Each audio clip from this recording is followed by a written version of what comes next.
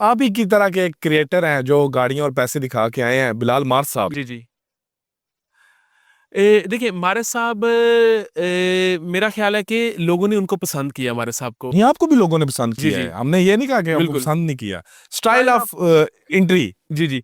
देखिए अगर आपने उनको इज्जत दी है, गाड़ियां दी हैं, उनके घर दिए हैं, बंगले दिए हैं, वो बाहर भी रहते हैं, तो उनके पास देखिए मकसद ये है कि जो है वो दिखा रहे हैं। यस। हाँ, मेरा ख्याल है कि वो इंसान सबसे अच्छा है जो खुद जो कुछ है अंदर बाहर से, या जो उसके पास है, तो मारस साहब भी वही दिखाते हैं, वही करते हैं जो उनके पास है, और लोग उनको देखना पसंद करते हैं। तो मेरा ख्याल है कि ये बहुत अच्छी बात है कि वो आपको कैसे लगते हैं? मुझे बहुत अच्छे लगते हैं। बहुत मैं कह लें कि मेरी नज़र में वो बहुत ही वो ग्रेट पर्सनैलिटी है। ग्रेट पर्सन, जी। मुलाकात हुई है? नहीं, मेरी अभी तक उनसे पर्सनली मुलाकात नहीं हो पाई, लेकिन इंशाल्लाह उम्मीद है। इरादा है?